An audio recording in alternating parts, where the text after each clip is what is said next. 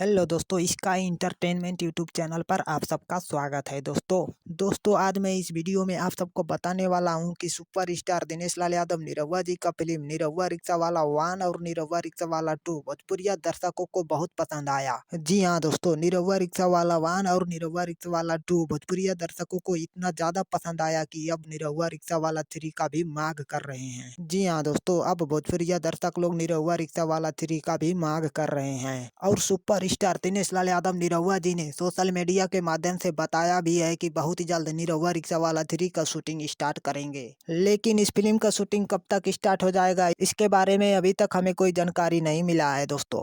लेकिन जब निरहुआ जी ने सोशल मीडिया के माध्यम से कह दिया है कि इस फिल्म का शूटिंग बहुत जल्द स्टार्ट हो जाएगा, तब उम्मीद करते हैं कि इस फिल्म का शूटिंग बहुत जल्द स्टार्ट हो जाएगा। और दोस्तों, जब इस फिल्म के बारे में हमें कोई नया अपडेट मिलेगा तब हम आप सबको जरूर बताएंगे दोस्तों। तो चलिए दोस्तों, इस वीडियो को यहीं पर खत्म करते हैं दोस्तों। अगर ये वीडियो हमारा आप सबको अच्छा लगा हो तो लाइक, कमेंट और सब्सक्राइब जरूर करिएगा दोस्तों। चलिए, धन्यवाद दोस्तों।